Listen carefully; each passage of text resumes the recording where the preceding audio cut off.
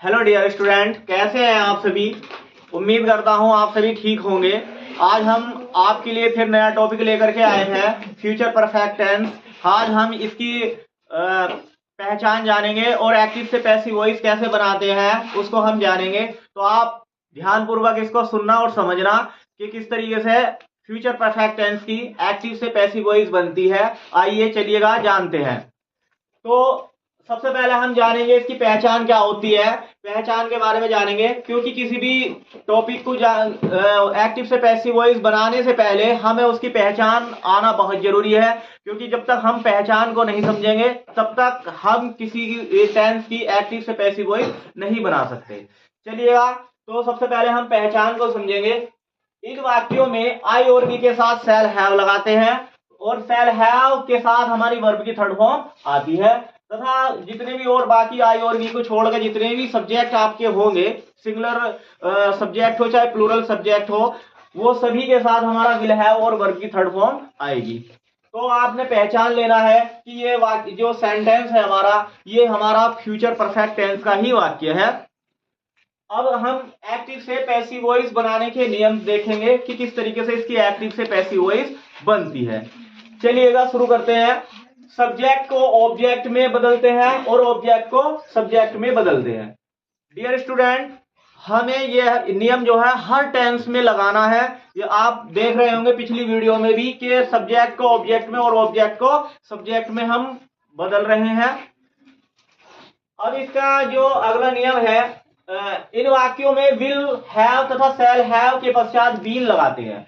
यानी कि एक्टिव से पैसिव बनाते समय फ्यूचर परफेक्ट में हम क्या करते हैं, विल हैव शैल हैव के तुरंत बाद बीन लगाते हैं। नेगेटिव सेंटेंसेस में विल हैव के तुरंत बाद नोट लगा, विल और शैल के तुरंत बाद नोट लगाते हैं तथा उसके पश्चात हम हैव बीन का प्रयोग करते हैं। अर्थात विल शैल के बाद नोट लगाएंगे और उसके पश्चात हमें हैव बीन का प्रयोग करना होगा। अब यदि वाक्य हमारा विल और शैल से शुरू हो जाता है, मीन्स यदि हमारा वाक्य हेल्पिंग वर्ब से शुरू हो, तो हमें हैव बीन सब्जेक्ट के बाद लगानी होगी। हमें जो हैव बीन है वो सब्जेक्ट के बाद लगानी होगी।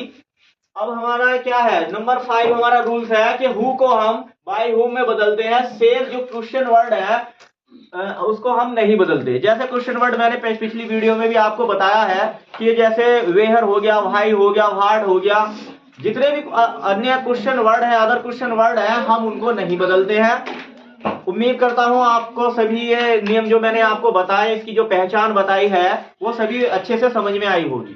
तो डियर स्टूडेंट, चलिएगा आगे के नियम जानते हैं इसका नंबर 6 जो नियम है वो ये है, न्यू ऑब्जेक्ट से पहले हम बाय लगाते हैं। ये सभी जितने भी एक्टिव से पैसिव वॉइस बनाने के जितने की भी एक्टिव से पैसिव वॉइस बनती है, जितने टेंसेस की, सभी में नए जो है न्यू ऑब्जेक्ट से पहले हम बाय लगाते हैं।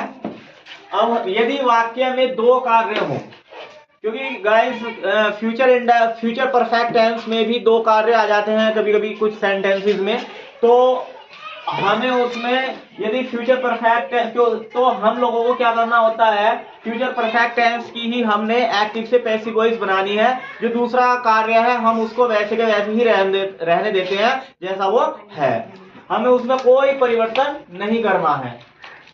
ठीक है, एग्जाम्पल। अब चलिएगा हम एग्जाम्पल के माध्यम से हम इस टेंस को समझते हैं कि किस तरीके से इसकी एक्टिव से पैसिव वॉइस बनती है। चलिएगा देखिएगा, हमने एक सेंटेंस यहाँ पर लिया है, he will have finished his work। तो हमारा जो पहला नियम था वो यह था कि हमें सब्जेक्ट को तो ऑब्जेक्ट में बदलना है और ऑब्जेक्ट को सब्जेक्ट में बदलना है। तो हमें ऑब्जेक्ट उधर से उठा के हम इधर ले आएंगे, इसका हमने सब्जेक्ट बना देना है his work will have been। देखिएगा हमें बीन लगाना है क्योंकि हम फ्यूचर परफेक्ट की टेंस की एक्टिव से पैसिव वॉइस बना रहे हैं। अब हमारा वर्ब की थर्ड फॉर्म इसमें आती है और हम एक्टिव से पैसिव बनाते समय वर्ब की थर्ड फॉर्म हम लगाते ही लगाते हैं, आपको सभी को पता है। न्यू ऑब्जेक्ट से पहले हमने बाय लगाना है और ही का ऑब्जेक्ट क्या होता है, हिम होता है। ठीक है, उम्मीद करता हूँ आप सभी को ये समझ में आया होगा। चलिएगा, हम जो जिस वाक्य में दो कार्य होते हैं, फ्यूचर परफेक्ट टेंस और प्रेजेंट परफेक्ट टेंस के कॉम्बिनेशन से जो सेंटेंस बनता है उसको हम लेकर के चलते हैं, उसको बनाते हैं।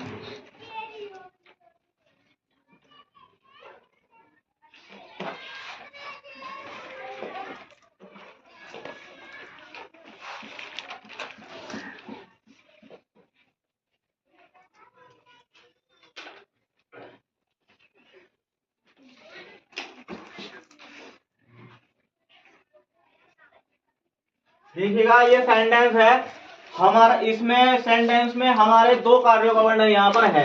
एक हमारा फ्यूचर परफेक्ट टेंस में आया है ये भाग, और दूसरा हमारा प्रेजेंट इंडेफिनिट में आया है। तो हमने केवल जो हमारा फ्यूचर परफेक्ट टेंस में भाग है, हमें केवल इसी की एक्टिव से पैसिव वॉइस बनानी है। उसके पश्चात तुरंत बाद हम लोगों को क्या करना है कि बिफोर ही कम्स को उसमें सेंटेंस में जोड़ देना है। चलिएगा देखते हैं। हमने ऑब्जेक्ट का सब्जेक्ट बनाना है, तो द बुक्स आ जाएगा उधर से, द बुक विल हैव, यहां पर हमने बीन लगाना है, और अब वर्ब की थर्ड फॉर्म लगा देंगे हम। न्यू ऑब्जेक्ट से पहले हमें बाय लगाना है। हमारा सब्जेक्ट क्या है, रामू, रामू को हमने ऑब्जेक्ट बना देना है। फिर आगे को जो हमारा बिफोर है ये, इसको ऐसे ही रख देना है जैसा हमारा दिया हुआ है। आपको समझ में आया? उम्मीद करता हूं आप सभी को समझ में आया होगा।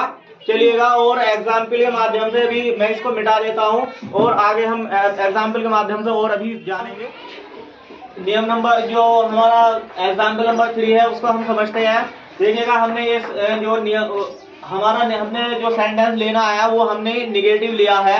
अब हम देख लीजिएगा किस तरीके से हम इसको बनाते हैं। देखिएगा, हमारा है Rohit will not have played the match. अब हमने ऑब्जेक्ट जो है हमारा द मैच, उसको हम इधर ले जाएंगे, सब्जेक्ट बना देंगे। उसके पश्चात हमने विल, और विल के बाद हमने नोट लगाना है। उसके पश्चात ही हमने हैव बीन लगाना है, जैसे कि नियम में हमने कहा था। और वर्ब की थर्ड फॉर्म हमारी फ्यूचर परफेक्ट टेंस में भी आती है, और इसमें भी हमने लगानी है। आप जानते हैं बहुत अच्छी तरीके से कि एक्टिव से पैसिव वॉइस बनाते समय हमें हर टेंस में वर्ब की थर्ड फॉर्म लगानी होती है। अब इसके बाद बाय आ गया, उसके बाय के बाद हमने ऑब्जेक्ट का जो है सब्जेक्ट का हमने ऑब्जेक्ट बनाना है, रोहित आ गया हमारा। अब एग्जाम्पल नंबर 4 देखिएगा, will he not have gone to school tomorrow. अब हमने हेल्पिंग वर्ब से शुरू होने वाले वाक्यों को सबसे शुरू में लिया है। अब देखिएगा, हेल्पिंग वर्ब से हमारा ये वाक्य शुरू हुआ है, तो हमने हेल्पिंग वर्ब को वहीं रखना है जहां है। मैंने आपको बताया था कि आई और वी के साथ ही हम सेल का यूज करते हैं। शेष सभी जितने भी सब्जेक्ट है हमारे, उन सभी के साथ हमने विल का यूज करना है। तो स्कूल के साथ भी विल ही आ जाएगा। नोट, इसके पश्चात हैव, फिर बीन, फिर गोन आ जाएगा आपका। उसके पश्चात टू, और न्यू ऑब्जेक्ट से पहले हमारा क्या आ जाएगा, बाय आ जाएगा। और जो हमारा ही का जो ऑब्जेक्ट होता है हमारा हिम होता है, उसके पश्चात हमारा टुमारो आ जाएगा। लास्ट में हम क्या कर देंगे, क्वेश्चन मार्क लगा देंगे। क्वेश्चन मार्क नहीं हटाएंगे, यदि हमारा वाक्य इंट्रोगेटिव है तो हमने क्वेश्चन मार्क ही लगाना है। अब इसके पश्चात नंबर हमारा नियम हमने उदाहरण लिया है हु का। तो देखिएगा, who will have knocked the door. तो हमने आपको बताया था कि नियम में कि हु वाले सेंटेंस को हम बाय हुम से बनाते हैं। तो हु को हम बाय हुम से बनाया है हमने, देखिएगा यहाँ पर कि बाय हुम। उसके पश्चात हमने सब्जेक्ट से पहले हमने क्या लिया है, विल, जो हमारा आता ही है। उसके सब्जेक्ट के बाद हमने क्या लिया, हैव बीन, जो कि इसमें आता है। ठीक है, सब्जेक्ट के बाद हमें क्या लगाना है, हैव बीन लगाना, और वर्ब की थर्ड फॉर्म लगानी है। लास्ट में क्वेश्चन मार्क लगा देना है। तो उम्मीद करता हूं आपको यह टॉपिक समझ में आया होगा। मैंने आपको नियम लिखवाए, उससे पहले पहचान लिखवाई, आपको समझाई, और उसके बाद मैंने इसके उदाहरणों के माध्यम से आपको समझाया है। उम्मीद करता हूं आपको अच्छी तरीके से यह समझ में आया होगा। अगर आपको वीडियो अच्छी लगी हो तो लाइक, कमेंट और शेयर जरूर कर दें, और चैनल को सब्सक्राइब